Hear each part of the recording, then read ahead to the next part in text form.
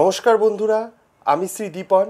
আমি আপনাদের সকলকে আমার এই শ্রী দীপন ইউটিউব চ্যানেলে স্বাগত জানাচ্ছি।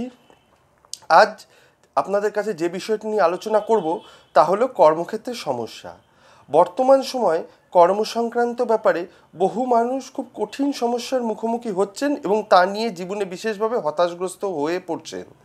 এখানে কর্মসমস্যা বলতে এই ভিডিওর মাধ্যমে আপনাদের কাছে প্রধানত চাকরি ক্ষেত্রে সমস্যার ব্যাপারেই আপনাদেরকে জানাবো।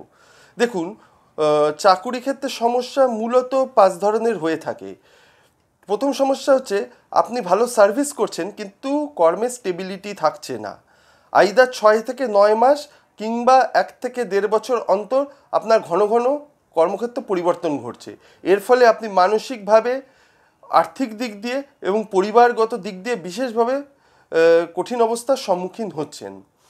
এখন যাদের কর্মক্ষেত্রে ঘন ঘন পরিবর্তন ঘটছে তাদের কর্মকে স্টেবল করার জন্য প্রয়োজনীয় প্রতিকার গ্রহণ করা প্রয়োজন।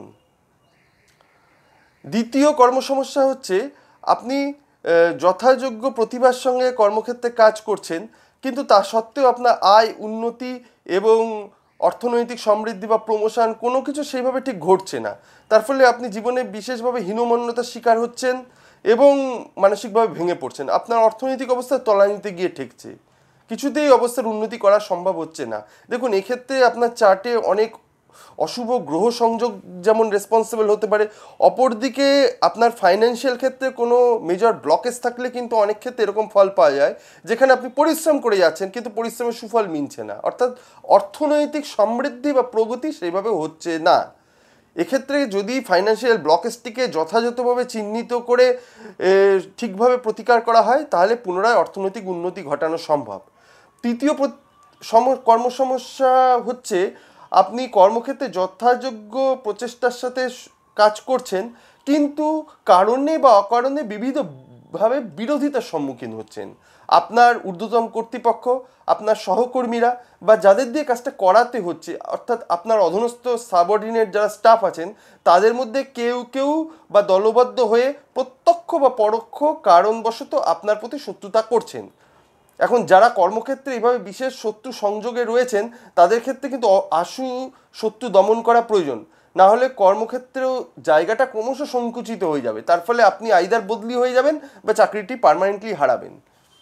চতুর্থ কর্মসমস্যা হচ্ছে, এটা অনেকের ক্ষেত্রে মিলিয়ে দেখবেন যে আপনি আগে ভালো সার্ভিস করতেন, আপনার অর্থনৈতিক অবস্থা ভালো ছিল কিন্তু তারপর কোনো একটা কারণবশত হয়ে আপনার চাকরিটি চলে যায়। তারপর থেকে আপনি আর সেরকম ভালো কোনো অফার পাচ্ছেন না বা যে অফারটি পাচ্ছেন সেটা ঠিক মনোমতো হচ্ছে না, সন্তুষ্ট হচ্ছেন না।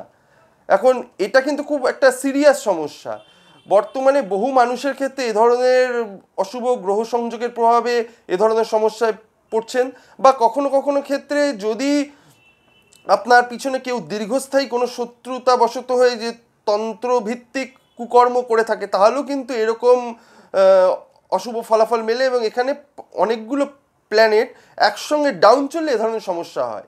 এখন আপনি যদি এই ধরনের সমস্যায় থাকেন তাহলে অবিলম্বে কিন্তু প্রতিকার করা প্রয়োজন, না হলে আপনার কর্ম ভবিষ্যৎ সম্পূর্ণভাবে অনিশ্চিত হয়ে যাবে।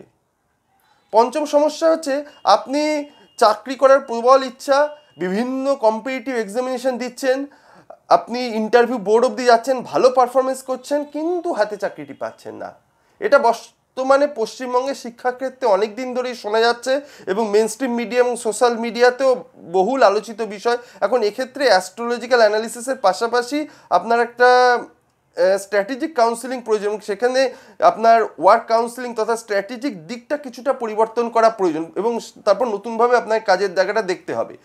এখন এই যদি স্ট্র্যাটেজিক দিক পরিবর্তনটা এক্ষেত্রে যদি না করা হয় তাহলে সেক্ষেত্রে কিন্তু কর্মপ্রাপ্তির ব্যাপারে কিন্তু ভবিষ্যৎকালের জন্য আপনি অলমোস্ট ধরে নিন বেকার হয়ে থাকবেন।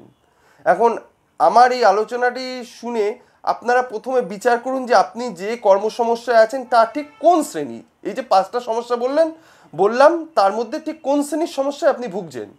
আর আপনাদের যদি একটু হলেও আমার এই আলোচনাটি ভালো লেগে থাকে তাহলে দয়া করে লাইক করবেন, ভিডিওটিকে লাইক করবেন, সাবস্ক্রাইব করবেন এবং বন্ধুদের কাছে বেশি করে শেয়ার করবেন। আর যারা কর্মক্ষেত্র নিয়ে বিশেষভাবে পীড়িত বা কি করবেন বুঝে উঠতে পারছেন না, ভীষণভাবে ভেঙে পড়েছেন, তারা নিচে দেওয়া নাম্বারের মাধ্যমে আমার সাথে যোগাযোগ করতে পারেন কনসালটেশন সহ আপনার কর্মসমস্যা প্রতিকারের জন্য। আজ ভিডিওটি এখানেই শেষ হচ্ছে। ঈশ্বরের ইচ্ছায় আশা করি আপনারা সকলেই ভালো থাকবেন। নমস্কার।